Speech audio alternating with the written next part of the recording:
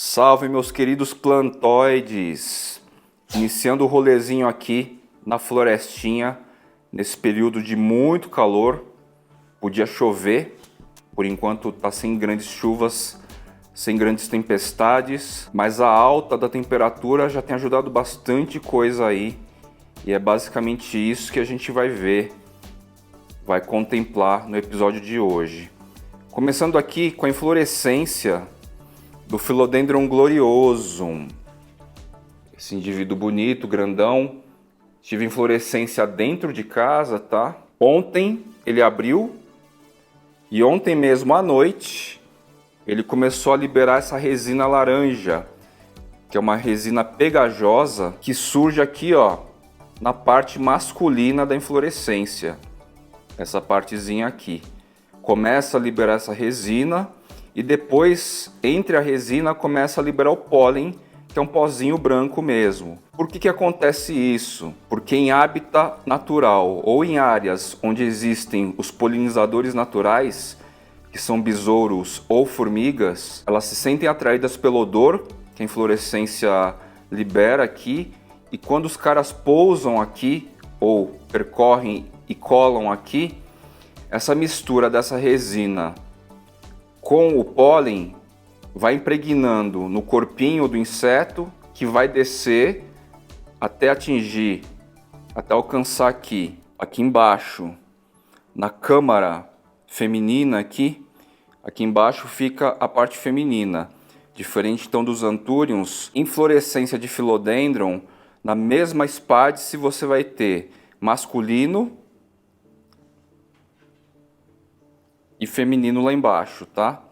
Aí os insetos então se enroscam um pouco nessa resina, junto com o pólen, forma essa maçaroca aqui, o bichinho desce lá e essa resina ajuda a grudar o pólen na parte feminina, dentro dessa câmara, tá?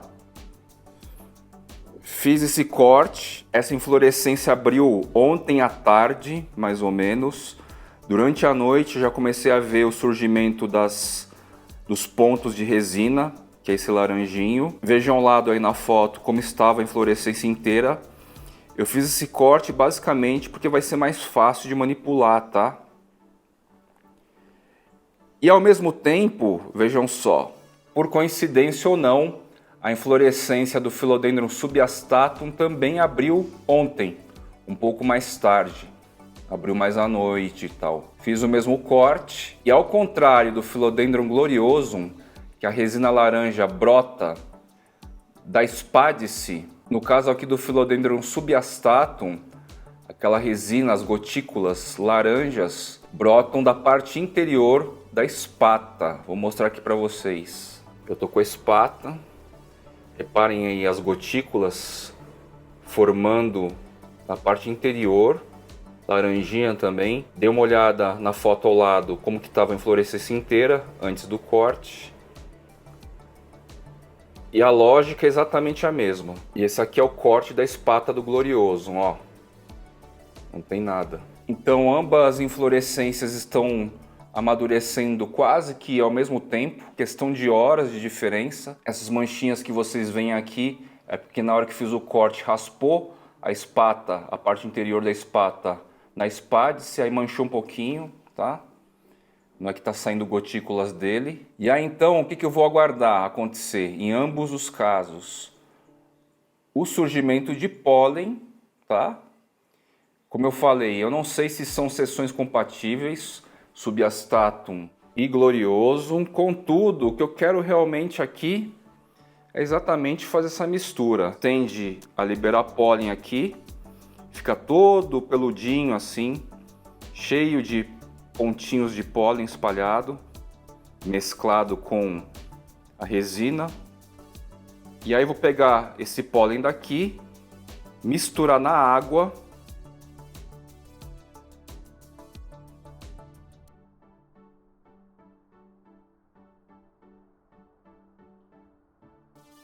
Continuando então aqui no rolê, o que eu quero mostrar para vocês é que vocês viram que eu tive sucesso com as carnívoras dentro do aquáriozinho, né? O pequeno terrário aquário aí gerou está gerando aí um desenvolvimento geral muito legal e acredito eu que finalmente estou conseguindo aqui ter resultados com os indivíduos que estão na estufa úmida. Eles são grandes já, não caberiam naquele terrário aquário diminuto, que só tem basicamente seedlings. E aqui, ó, isso aqui é novidade, hein? Neste indivíduo. Ele passou meses aí sem dar assídios. A expressão dos assídios é o que realmente marca aí o cultivo mais correto das nepentes, tá? Então esse é um dos carinhas que tá sinalizando. Este cara também aparentemente tá vindo aqui, ó. Nepenthes tivei. É um carinha mais chato, mais difícil, mais lento. Tá em observação ainda. Esse cara aqui não é ainda referência, porque eu tirei agora de um dos terrários aquários, tá? Mas coloquei aqui porque ele já tá grande. E vamos ver se vai funcionar. E tudo indica, enfim, que eu vou poder trazer um pouco mais de nepentes diferenciadas aqui, maiores, né? E mais diferenciadas. Porque o que era mais importante para mim, como colecionador de nepentes, é que eu tivesse um progresso no desenvolvimento dos assídios num contexto mais amplo aqui, porque nepentes, vão combinar, ela cresce bastante, ela ocupa bastante espaço. A vida dentro de um terrário aquário é muito mais curta do que uma arácea em geral, aí se for ver, tá? E eu posso dizer assim com bastante tranquilidade que atingir um microclima para nepentes assim, se estimular a desenvolver assídios, me parece ser um pouquinho mais desafiador do que o cultivo de qualquer arácea, tá? Para eu enfim atingir esses objetivos com as nepentes, o que ocorreu aqui no sentido de microclima fenótipo? Umidade alta, muita água batendo direto nas folhagens, o mantimento aí dos substratos, dos potes bem molhado, tá? Luz solar intensa aqui em cima delas, tá? Inclusive, como as nepentes estão alocadas aqui, eu tenho pensado sobre o sombrite, tá certo? Assim que bater o verãozão, essa parte aqui, o sol a pino é muito intenso e as sujeiras naturais aqui da cobertura não filtram o suficiente para baixar a intensidade de iluminação aqui para as aráceas. Só que aí eu posso comprometer um pouco as nepentes também. Enfim, fora que o sombrite em si é meio feioso, né? Aquela coisa meio feiosa e tal. O que eu estou pensando aqui? Mexer em algumas espécies, ver quem vai suportar essa transição e ao mesmo tempo criar tipo um sombral natural, ó. Peguei essa Rhipsalis, que potencialmente, possivelmente seja a Rhipsalis pachyptera, ela é rígida e tal. E estou tentando fazer aqui um esquema de sombral natural, pelo menos no sol a pino. E vou deixar abaixo dela as plantas que vão sentir mais, como por exemplo o Clarinervium. E também estou vendo de dispor as nepentes nesse sentido aqui, ó. De repente colocar algum tipo de fio de nylon que conecte desse ponto da mureta aqui, ó, até para lá, onde eu tenho um gancho. E as nepentes vão fazendo aqui uma sombra natural, porque elas suportam esse solzão mais direto, tá? São ideias aí mais ou menos inspiradas no sombral da Costela de Adão, que está gigante em cima da laje da Casa do Tango. E aí então eu começo a fazer um filtro para as plantas que estão nessa bancada aqui, um filtro natural, sem depender de custo necessariamente, investimento. A beleza, a estética de sombrite é bem contestável, né? Então essas são algumas ideias que estão surgindo. Uma folha de expansão.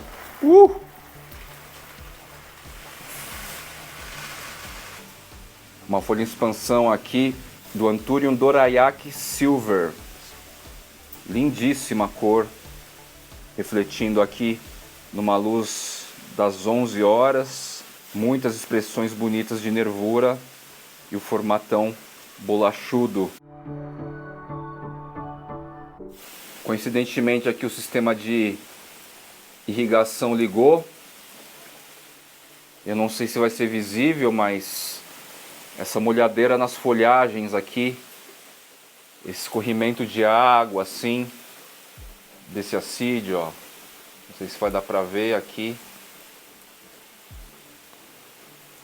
Mas esse solzão, tudo isso estimula a nepentes a sua formação mais plena, né? Que é assídio em cada ponta dos pecíolos transformados.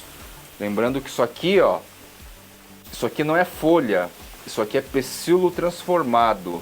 A folha da nepentes é basicamente a tampinha do assídio. Tomatophyllum melobarretoanum, o pessoal costuma confundir com Bipinatifidum, outro gênero aí, outra espécie que está reagindo muito bem a partir desse novo momento.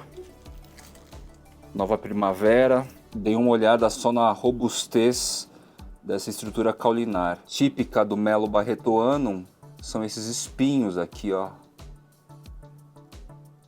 Raiz aérea modesta.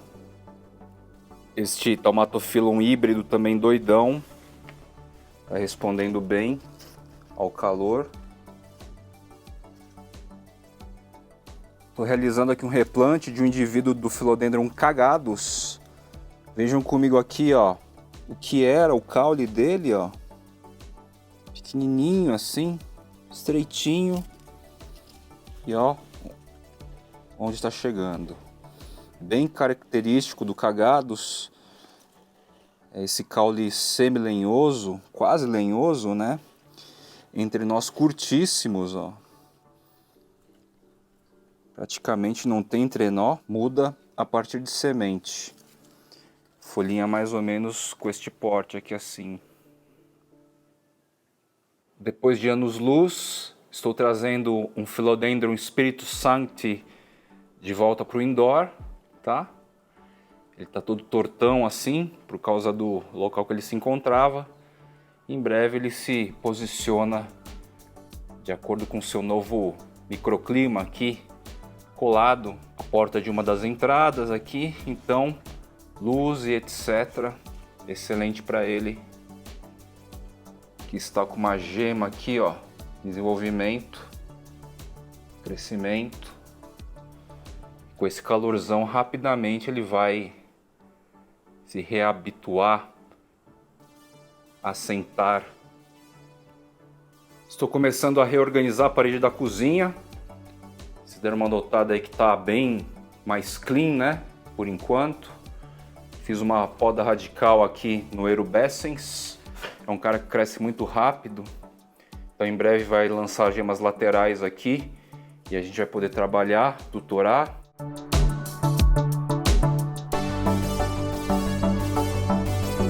Por hora eu achei que o Philodendron Af Bernardopazi vai ficar legal aqui. Carinha de entre nós curtos também. Por enquanto vou deixá-lo aqui. Vou falar aqui um pouquinho de novo do Anthurium pedatum.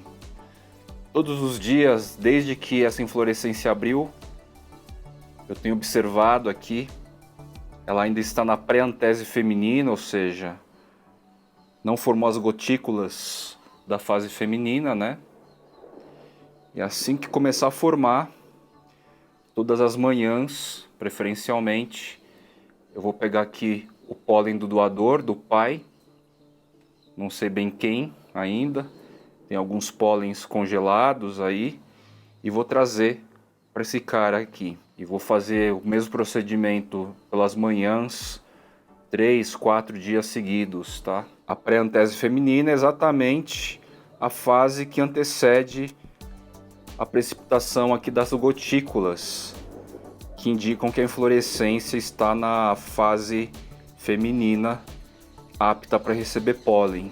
Há uns 6 meses, mais ou menos, ainda a gente estava no inverno quente em São Paulo. Eu fiz muda por meio de pecíolo desta folha aqui, deste pecíolo aqui. da Begônia Marmaduke. Uma das mudas eu dei para um plantoide, para um querido colecionador aí do Rio de Janeiro. E a outra, olha só, vejam só como está. Super prolífica, explodindo aqui em crescimento.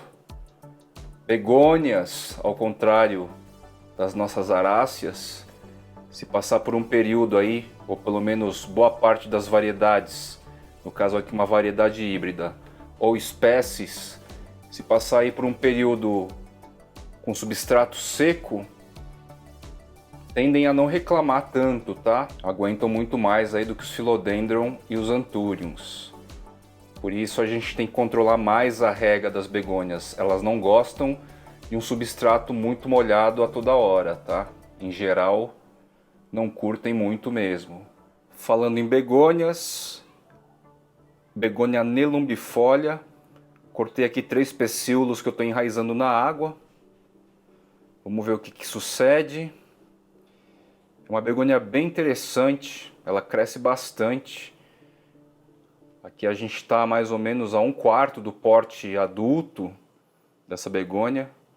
Ela é uma peltada também, lâmina foliar em desenvolvimento.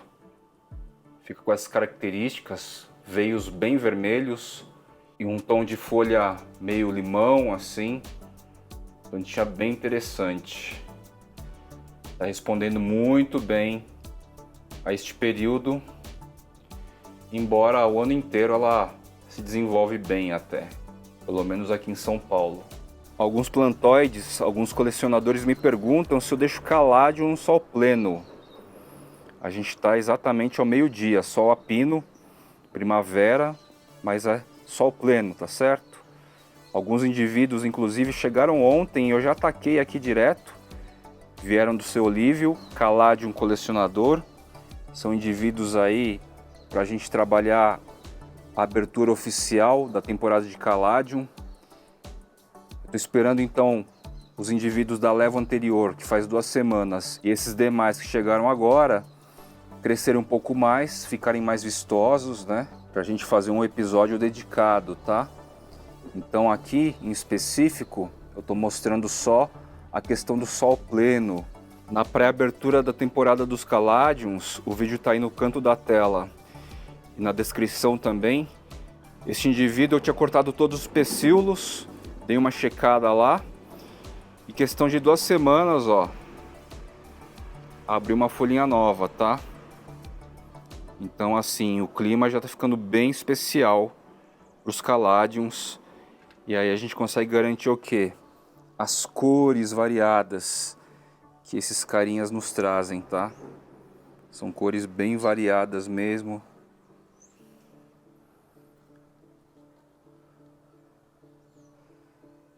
Em breve, então, a abertura oficial da temporada dos Caladiums.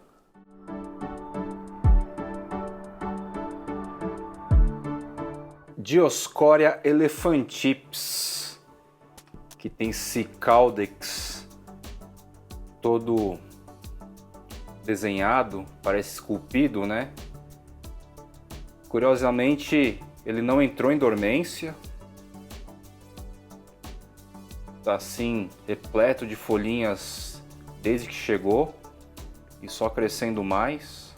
Tá aí um indivíduo, uma espécie que foge um pouco sai um pouco da monotonia das aráceas, né?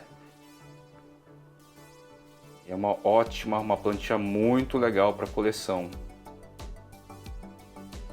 Quem começa a acordar aqui também com essas novas temperaturas é a Stephania erecta.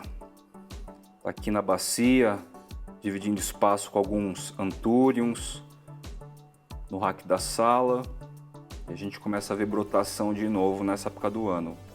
Nessa época do ano volta a importância quase que diária de mangueiradas.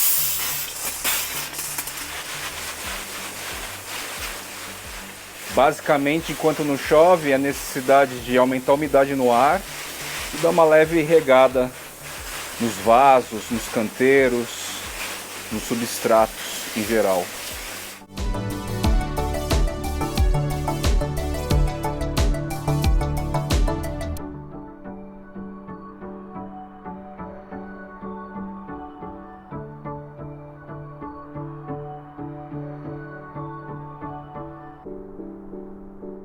Imediatamente depois da mangueirada, em trechos aí que não tem os sistemas automáticos e tal, a umidade dentro de casa aumenta bastante, tá? E algumas pessoas me perguntam por que eu não instituí aí um sistema automático geral, né? Inclusive lá para o painel paredão, para os fundos. Bom, basicamente porque esse hábito também de eu poder regar minhas plantas e dar uma espiada enquanto eu faço a rega, descubro crescimentos específicos e tal, ajuda bastante a gente acompanhar o desenvolvimento das plantas, né? Não que eu não entre aqui na estufa úmida todos os dias, mas quando a gente mantém o hábito de rega, parece que os detalhes ficam mais acentuados, tá? Eu acho que é até natural, é uma situação menos preguiçosa, por um lado, mais prática por outro, é meio que questão de ponto de vista, né? Então algumas áreas, poucas, nesses dias quentes aí eu dou uma aproveitada legal, tomo um banho até, então eu passo mais tempo do que necessário, né? Mas em meia hora, 40 minutos, essa área toda aqui, ela fica toda molhada, garanto rega em todos os vasos, enfim, são essas as ideias. Quem puder me ajudar, eu esqueci dessa espécie, ou melhor, do gênero, é um Taccarum ou um Amorphophallus. Não lembro bem, só sei que ela é bem sazonal assim, um pouquinho antes da primavera ela desponta assim. Por enquanto não deu inflorescência até o momento, e assim segue o jogo.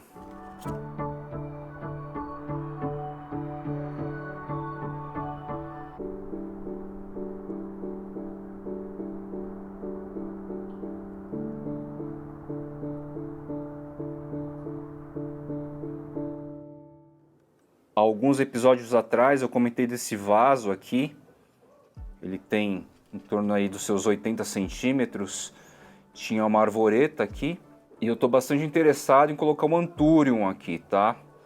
É um vaso bem grande, o tipo de substrato que está aqui não está tão ideal, então eu vou retirar bastante dele e reutilizar depois, ele está bastante compactado. E vou trazer um cara para cá, vocês vão ver. Já que eu estou mexendo no painel paredão, um carinha que está lá vem para cá agora, num ambiente um pouquinho mais condicionado, com mais umidade constante. Pega o sistema de aspersão aqui e vai ser legal. O indivíduo já está grande, então o aproveitamento vai ser bom. Esse substrato aqui, embora compacto, ele é relativamente novo, foi pouco utilizado. Então eu vou tirar um pouco dele aqui, talvez metade, trazer a planta e complementar com o substrato conhecido aí. Bom, quando você extrai um indivíduo já relativamente grande como esse,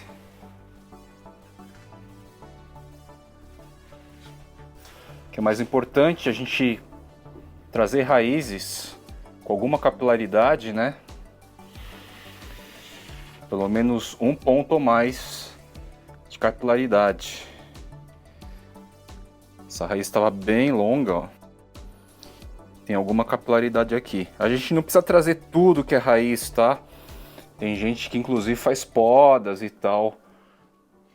O pouco de capilaridade que tiver, algumas raízes principais, secundárias, terciárias, já é suficiente para a planta continuar seu jogo. Talvez sinta um pouco, mas ela não está totalmente ceifada aqui na base, onde a gente tem as raízes fundamentais aí para capturar água e nutrientes, certo? Principalmente essa estrutura aqui, mais longa, ó. Quem já está acostumado com a produção de mudas e tal, sabe mais ou menos o que estou falando, né? E eis então o Anthurium X Magnificum, depois de 3 anos no painel paredão e antes disso alguns meses no rack da sala, indo agora para aquele vaso dentro da estufa úmida. Um vaso digno ao seu porte aqui. Como o caule está bem comprido, resolvi fazer um corte aqui, ó, da base, com algumas raízes desenvolvidas. E vou deixar aí para ver se estoura a muda, tá? Esse carinha vai para uma caixa de umidade ou terrário aquário.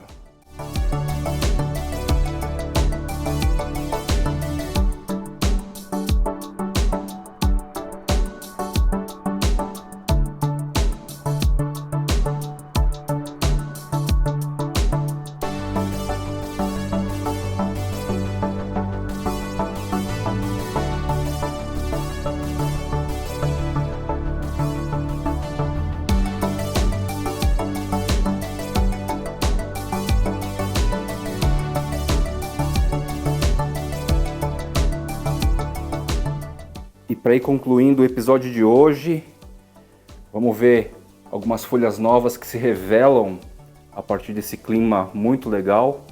A gente tem aqui, ó, a lâmina foliar em expansão ainda, mas cresceu bastante. Do Anthurium tropicans 01, morfogênese expressiva, fenótipo. Da última vez eu comparei esta folha nova com a exata anterior. Anthurium SP Kibbutz, essa lâmina foliar em desenvolvimento é um caso à parte de beleza, comparável ao Red Maju, Anthurium Red Maju. E a gente está com uma nova inflorescência e vamos ver se eu faço alguns híbridos diferentes com esse carinha aí. Anthurium Radicans X Luxurians, este indivíduo super potente, que inclusive tá no ponto aqui para tentar polinizar, hein, gente? Eu errei a mão nesse anterior, tô esperando mais e pelo visto agora chegou no ponto, hein? Vocês vão notar que as pontinhas estão todas brancas, me parece ser exatamente a antese feminina. E olha só, outra inflorescência, lâmina foliar, inflorescência. Troquei de vaso e o cara continua dinâmico, constante. Anthurium Peltigerum. Essa folha aqui já está bem legal, o porte, uma planta bem bonita. E olha só, quem se aproxima também. Anthurium Alta Verapazense. Essa folha veio destruída, abriu aí na época do frio. Acho que agora acertei o ponto de clima dele. Tá trazendo uma nova lâmina foliar. Acabei de dar uma borrifada aí de Solo Green, verdão, porque tá com alguns pulgões. Pulgão mata instantaneamente. E vamos ver se ele desenvolve lâminas foliares perfeitas, como já desenvolveu. E não perde as folhas anteriores assim. Pelo visto não, embora esse cara esteja bem feio, não está com cara de que está morrendo. As feiuras todas aqui é mais de clima, de pequenos insetos, moluscos, mas não parece que está ressecando logo na aparição de uma nova lâmina foliar. Aguardemos aí para ver se eu acertei o clima, e a única coisa que mais mudou foi o quê? Um substrato mais molhado do que eu fazia no rack da sala.